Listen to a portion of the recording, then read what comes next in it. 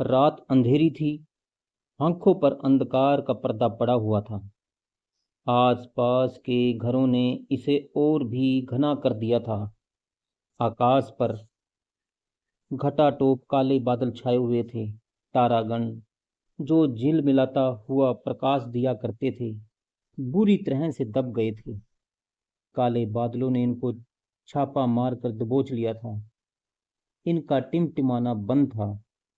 कभी कभी अंधकार से घृणा करने वाला पपीहा पी कहाँ पी कहाँ का शोर मचाता था। इसका स्वर भयानक था।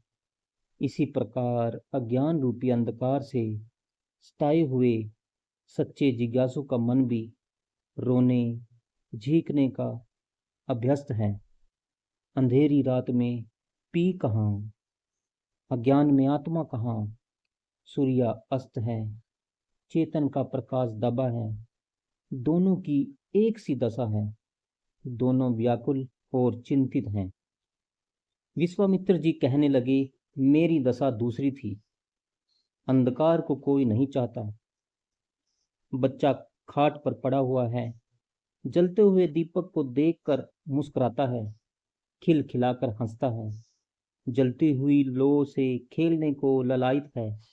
दीपक बुझा, चिराग गुल, पगड़ी गायब वाली कहावत चरितार्थ होती है। डर के कारण चादर ओढ़ लेता है और दुबक कर सो जाता है। मनुष्य, पशु और पक्षी सब रोशनी को प्यार करते हैं। यही कारण है कि प्राकृतिक प्रकाश के अभाव में कृत्रिम प्रकाश के आविष्कार की आवश्यकता हुई और मनुष्य ने विवश होकर तेल और बत्ती द्वारा प्रकाश की कमी को पूरा करने की कल्पना को हृदय में स्थान दिया। विश्वामित्र जी कहने लगे, थोड़ी देर मैं यूं ही सोचता रहा। वशिष्ठ ऋषि की प्रतिद्वंदता यानी कंपटीशन का कांटा हर समय दिल में खटखटाता था। मैंने ब्रह्म कहलाने के लिए क्या क्या यत्न नहीं किए।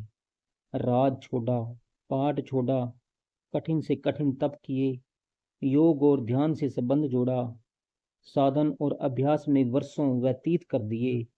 जन्म बीत गया, मगर ऋषि ने मुझे ब्रह्म ऋषि नहीं कहा। मैंने उसके साथ शत्रुता की, उसके पुत्रों को मार डाला, मगर उन्होंने अपनी हट नहीं छोड़ी। जब मुझसे कहा, राज ऋषि ही कहा, मैं आश्चर्य में था कि वह मुझे ब्रह्म ऋषि क्यों नहीं कहता। मैंने उसको इस हट का कठोर दंड दिया, उसे पुत्रहीन तक बना दिया, मगर उसने अपनी टेक नहीं छोड़ी। क्या करूं, ब्रह्म ऋषि कैसे कहलाऊं। यह विचार थे जो मेरे हृदय को सता रहे थे। बहुत कुछ सोच विचार किया, मगर कुछ भी काम में आया। वह नहीं मानता, बराबर मुझको राज ऋषि कहे जाता है। वह मुझे ऊंची पदवी क्यों नहीं देता।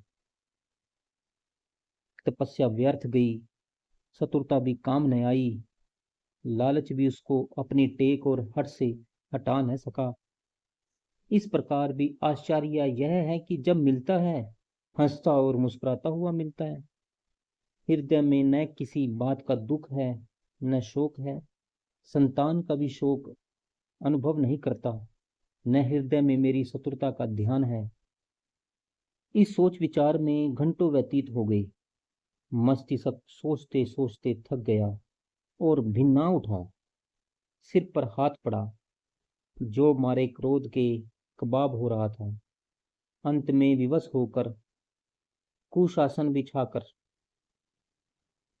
यानी घास का आसन बनाकर लेट गया, मगर नींद कहाँ। नींद तो उचट गई थी। मानसिक भावनाओं और वेदनाओं के सताए हुए व्यक्ति को नींद कब आती है।